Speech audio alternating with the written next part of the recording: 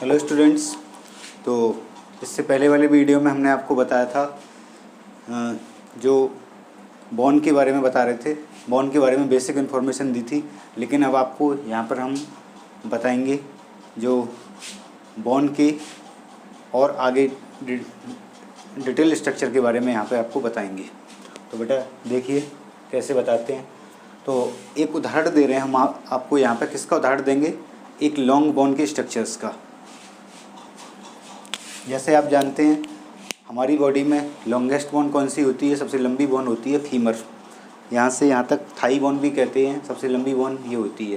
तो long bone का मैं स्ट्रक्चर आपको बोर्ड पे बना के बता रहा हूँ, फिर उसके बारे में हम डिटेल में डिस्कस करेंगे। यहाँ पे देखिए स्ट्रक्चर ऑफ लॉन्ग बोन्स।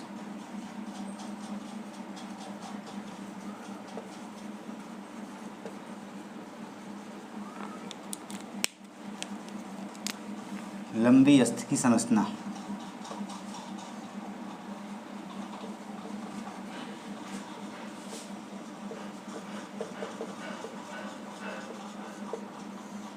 इसका बेटा आपको डायग्राम यहाँ पे ऑब्जर्व करना है।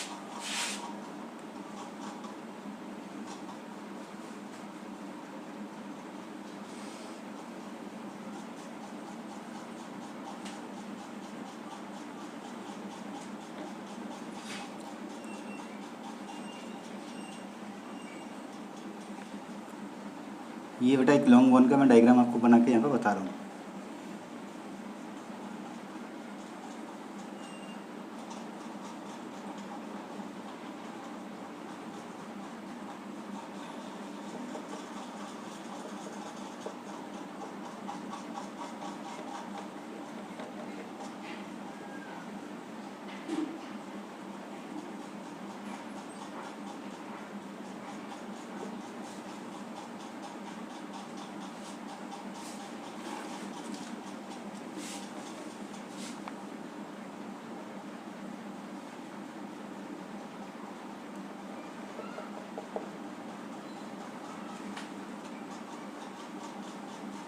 ये देखिए सबसे पहले यहाँ पे ये इसके जो एंड होते हैं बोन के वो क्या कहलाते हैं? एपीफाइसिस कहलाते हैं। एक लॉन्ग बोन में मेनली 3 पार्ट होते हैं, एपीफाइसिस, डायफाइसिस, मेटाफाइसिस। तो ये वाला पार्ट जो होता है बेटा क्या कहलाएगा? एपीफाइसिस कहलाएगा। एपीफाइसिस।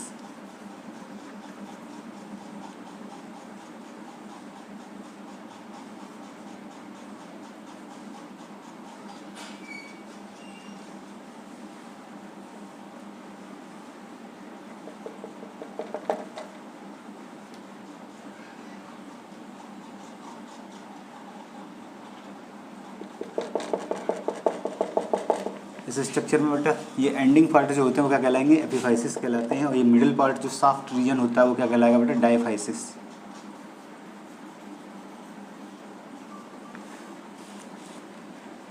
तो बेटा अभी जो आपको बताए हैं वो क्या है? Spongy tissue. ये है स्पंजी टिश्यू।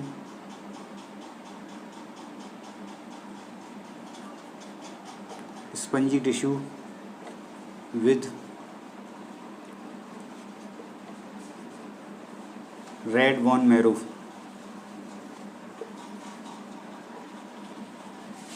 और ये आपको बेटा यहाँ पे बनाया गया है येलो बोन मैरो।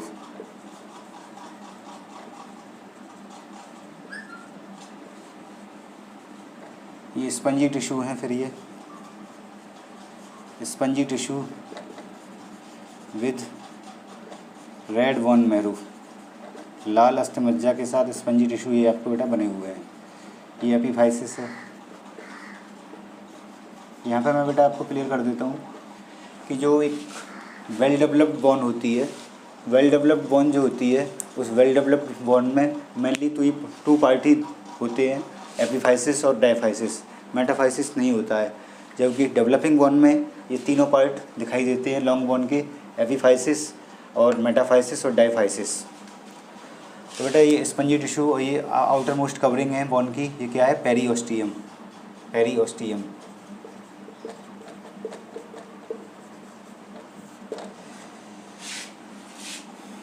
तो बेटा spongy tissue with red bone marrow ये आप समझ गए होंगे।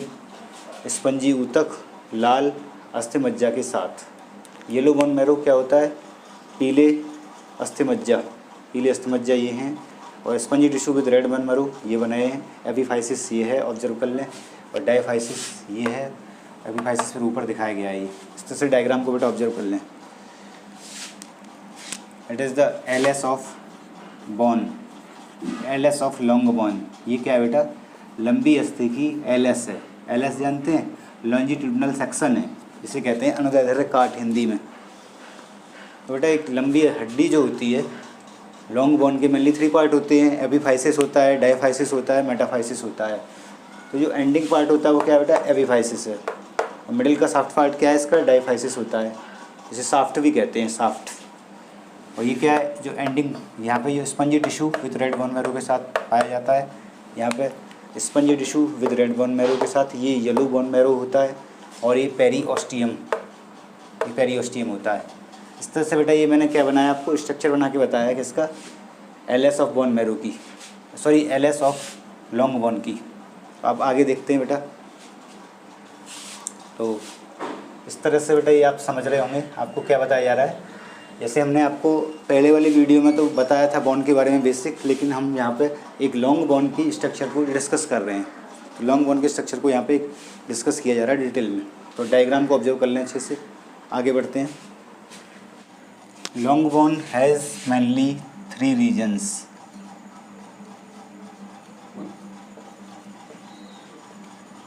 Mainly 3 regions. लंबी अस्थि जो होती है मुख्य रूप से 3 क्षेत्र रखती है। लंबी अस्थि 3 क्षेत्र रखती है।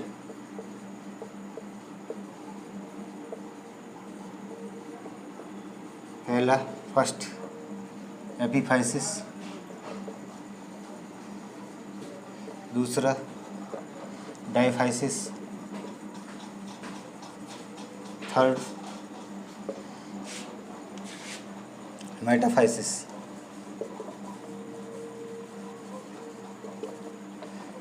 बेटा अभी जो आपको बताया जा रहा है लंबी बोन के बारे में, जो लंबी बोन होती है, लॉन्ग बोन होती है, ये लंबी हड्डी जो होती है, लंबी अस्थि जो होती है, उसमें 3 क्षेत्र रखती है। डायग्राम में अभी आपको समझाए थे वो तीनों क्षेत्र। पहला एपीफाइसिस, दूसरा डायफाइसिस, तीसरा मेटाफाइसिस। तो सबसे पहले आपको बेटा एपीफाइसिस के बारे में यहाँ पे बताया जाएगा। एपीफाइसिस कहाँ होता है, जैसा कि अभी आपको डायग्राम में बताया गया। देख लें, ऑब्जर्व कर लें इनको जो आपको बताया गया। Epiphysis, diaphysis, metaphysis.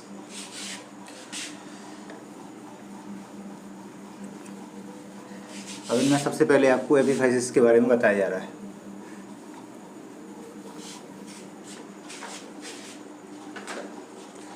First epiphysis.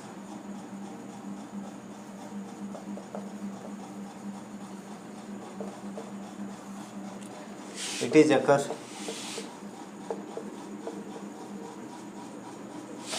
is occur in end part of bone. End part of bone. Bone के जो किनारे के भाग होते हैं, एंड पार्ट होते हैं, वहाँ पर एपीफाइसिस पाई जाती है। It is occur in and part of bone. If epiphysis is occur on joint of bone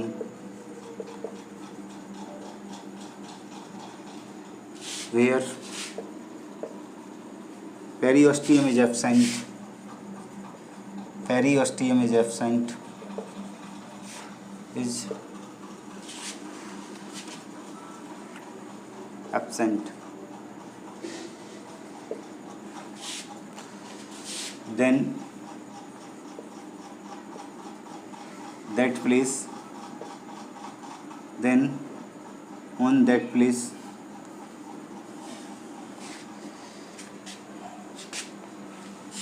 articular cartilage is present.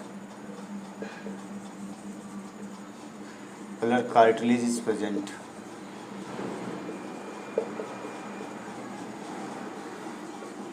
समझ लें बेटा इसको। एपीफाइसिस जो होता है वो अभी आपको जो डायग्राम बताया था उसमें बोन का जो एंड पार्ट होते हैं, बोन लंबी बोन के जो किनारे वाले भाग होते हैं वहाँ पर पाए जाते हैं एपीफाइसिस। यदि एपीफाइसिस बोन के जॉइंट पर पाए जाते हैं जहाँ पेरियोस्टियम एब्सेंट होती है, देन ऑन दैट प्लेस उस स्थान पर आर्टिकुलर कार्टिलेज प्रेजेंट होती है। पहले भी आपको बताया था आर्टिकुलर कार्टिलेज का हाईलाइन कार्टिलेज वहाँ पर प्रेजेंट होती है। देख लीजिए बेटा, ये आपको जो बताया जा रहा है, यदि ये लिखा है यह अस्थि के किनारे वाले भागों पर पाए जाते हैं, किनारे पर पाया जाता है, किनारे का क्षेत्र होता है, यह किनारे पर पाया जाता है, किनारे पर पाया जाता है, यह किनारे का क्षेत्र होता है। बात एक ही है बेटा। इसके अलावा एपीफाइसिस, यदि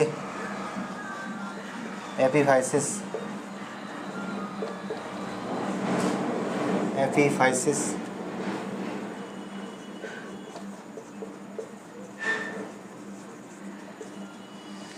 बोन्स के जॉइंट पर पाया जाता है, बोन्स के जॉइंट पर पाया जाता है जहाँ पेरियोस्टियम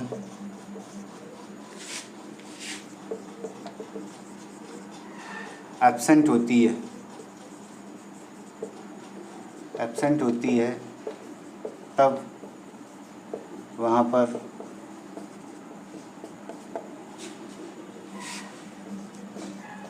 आर्टिकुलर कार्टिलेज पाई जाती है, हाईलाइन या काचा उपास्थि पाई जाती है।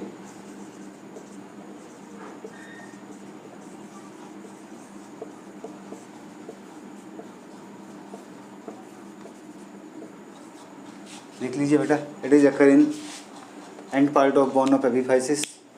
एपीफाइसिस के एंड पार्ट पर पाया जाता है, यह अस्थि के किनारे पर पाया जाता है। यदि एपीफाइसिस बोन्स के जॉइंट पर पाया जाता है जहाँ पेरियोस्टियम एब्सेंट होती है, तब वहाँ पर आर्टिकुलर कार्टिलेज या हाईलाइन कार्टिलेज पाई जाती है। इस तरह से बेटा हमने एपीफाइसिस के बारे में कुछ इन्फॉर्मेशन दी। आगे और बताते हुए आगे बढ़ते हैं। ऑब्जर्व कर लीजिए, नोट करना चाहे तो नोट कर सकते हैं।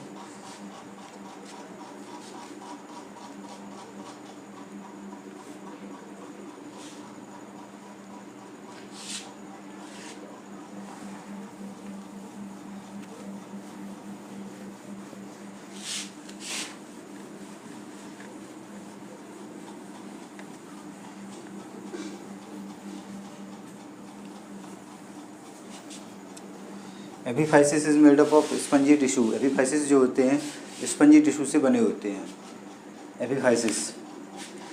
तो बेटा आगे एपीफाइसिस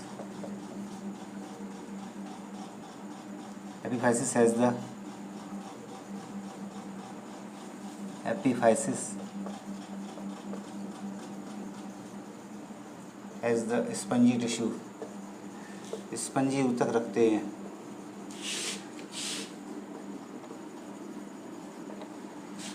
The cavity of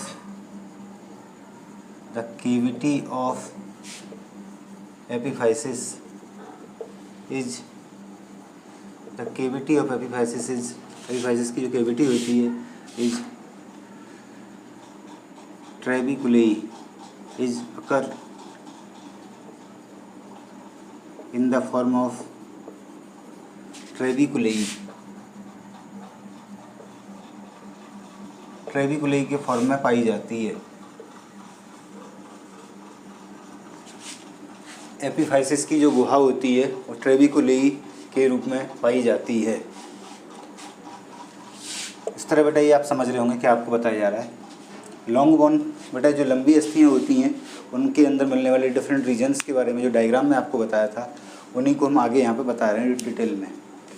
आगे देखिए, तो बेटा जो ट्रेबिकुलेई या गुहा होती है जो एपीफाइसिस की, that has red bone marrow, जो लाल अस्थिमज्जा रखती है, रेड बोन मैरो रखती है। तो एपिफाइसिस के बारे में बेटा जो पॉइंट बताया, epiphysis has the spongy tissue रखते हैं। The cavity of epiphysis is occur in the form of trabeculae की फॉर्म में मिलती है। That has red bone marrow, जो कि रेड बोन मैरू रखती है। हिंदी में लिख देते हैं, एपिफाइसिस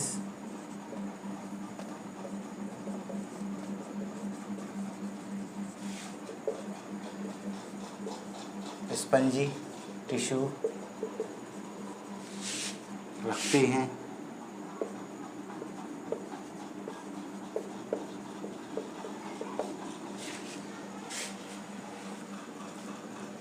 एपिफाइसिस की गुहा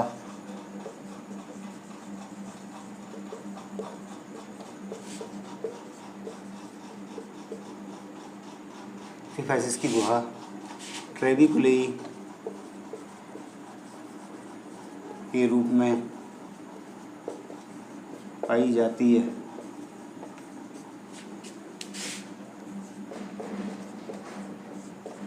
जहाँ रेड बोन मैरू पाया जाता है, रेड बोन मैरू या लाल अस्थिमज्जा पाई जाती है।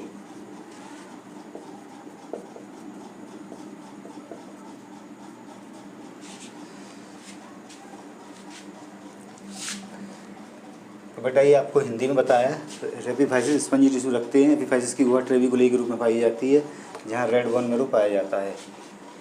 Epiphysis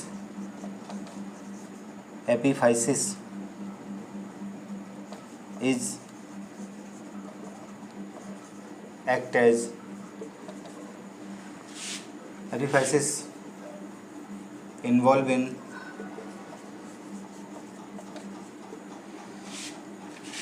blood cell formation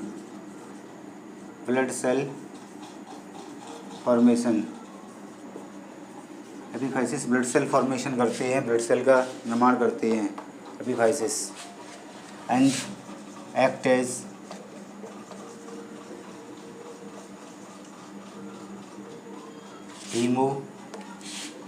haemopoietic organ के रूप में काम करती हैं।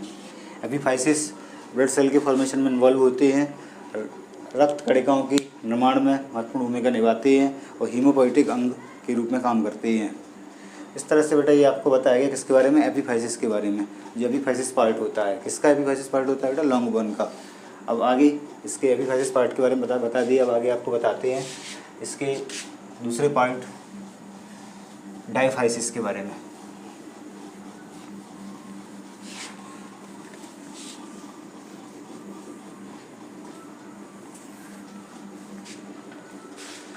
तो बेटा डायफाइसिस के बारे में देख लें। डायफाइसिस क्या है बेटा, डायफाइसिस क्या है? It is the middle part of bone, यह बोन का मध्य भाग होता है। Middle part of bone which is made up of compact bone, जो कॉम्पैक्ट बोन से बना होता है। कॉम्पैक्ट बोन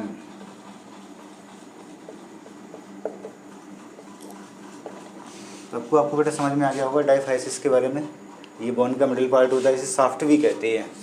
शाफ्ट डायग्राम में आपको बताया था बना के, ठीक है ना। और which is made up of compact bone से बना होता है। इट्स केविटी इज हॉलो, इसकी गुहा खोखली होती है। And has yellow bone marrow, और येलो बोन मैरो रखती है। Which is made up of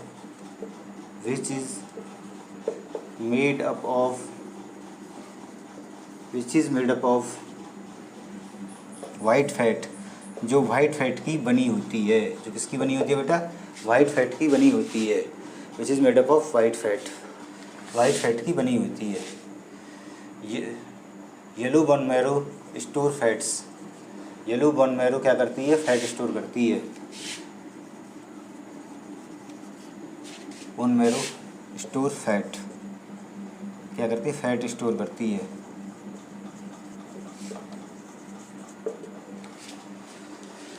तो बेटा डायफाइसिस के बारे में बताया। बोन का मिडिल पार्ट होता है जो कॉम्पैक्ट बोन का बना होता है, इसकी कैविटी खोखली होती है और बोन मैरो रखती है।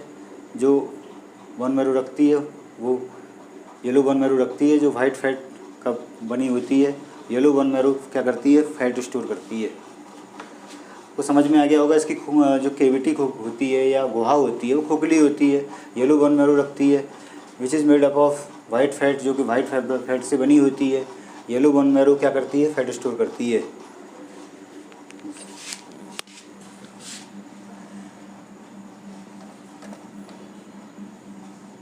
At the time of birth, अभी यहाँ पे बेटा यहाँ एक पॉइंट और याद रखना है, YBM red bone marrow is replaced by the red bone marrow, RBM red bone marrow के द्वारा रिप्लेस हो जाता है कौन, येलो बोन मैरो। कब, इन एनीमिक कंडीशन में। एनीमिक कंडीशन में क्या होता है, रेड बोन मैरो जो के द्वारा YBM येलो बोन मैरो को रिप्लेस कर दिया जाता है या प्रतिस्थापित कर दिया जाता है। जब शरीर में आयरन की कमी हो जाती है तब रेड बोन मैरो रिप्लेस कर देता है किसको, येलो बोन मैरो को। लाल अस्थि मज्जा किसको प्रतिस्थापित कर देती है, पीत अस्थि मज्जा को। इस तरह से आप बेटा समझ रहे होंगे डायफाइसिस के बारे में, एक एक बात आपको बताई जा रही है। एनीमिक कंडीशन में आपको बताया बेटा, आगे और देख लें इसमें पॉइंट। इम्पॉर्टेंट पॉइंट है जो आपको याद रखना है।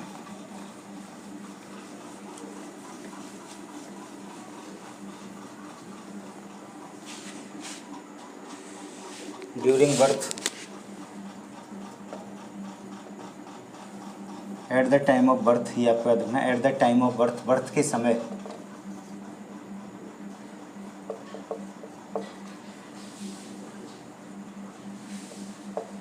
RBM रेड बोन मैरो कितनी होती है, 70 ml, 70 ml होती है। लेकिन इन एडल्ट्स में ये कितनी हो जाती है, एडल्ट्स में हो जाती है 4 litre. At the time of birth के समय रेड बोन मैरो कम मात्रा में होती है, 70 ml होती है, लेकिन एडल्ट में 4 लीटर हो जाती है। इस तरह से बेटा ये आपको क्या बताया हमने, डायफाइसिस के बारे में बता रहे थे कि अलग से एक पॉइंट जोड़ दिया, आपको याद रखना है बेटा। अब आगे बढ़ते हैं। अब लॉन्ग बोन के बेटा तीसरे पार्ट मेटाफाइसिस के बारे में आपको बताया जा रहा है यहाँ पे। कौन से पार्ट के बारे में, थर्ड पार्ट मेटाफाइसिस के बारे में। मेटाफाइसिस क्या होता है, it is the middle part between, it is the middle part between epiphysis and diaphysis, epiphysis and diaphysis, epiphysis और डायफाइसिस के बीच में मिलने वाला मिडिल पार्ट होता है कौन, metaphysis. It has epiphysis plate, क्या रखता है, एपीफाइसिस प्लेट रखता है। दिस प्लेट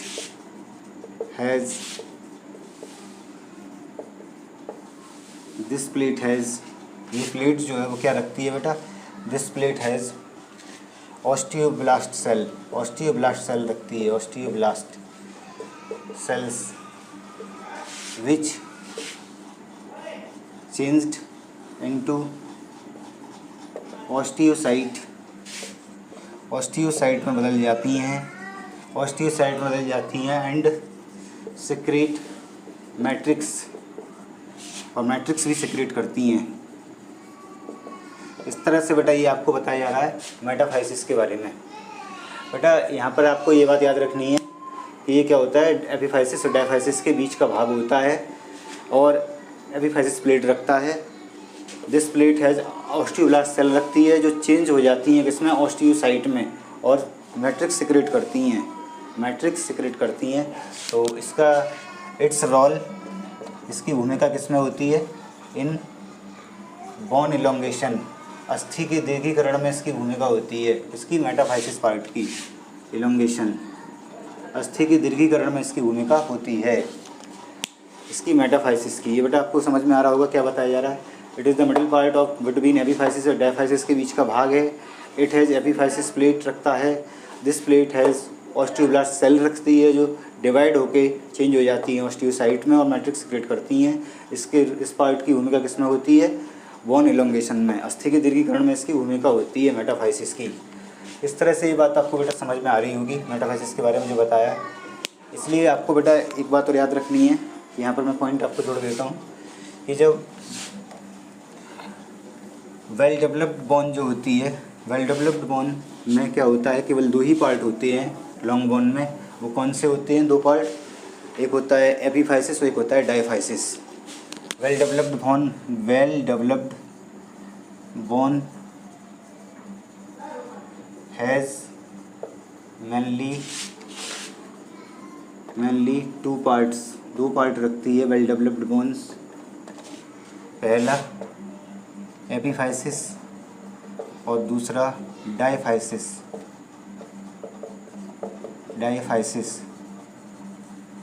वाइल जबकि डेवलपिंग बोन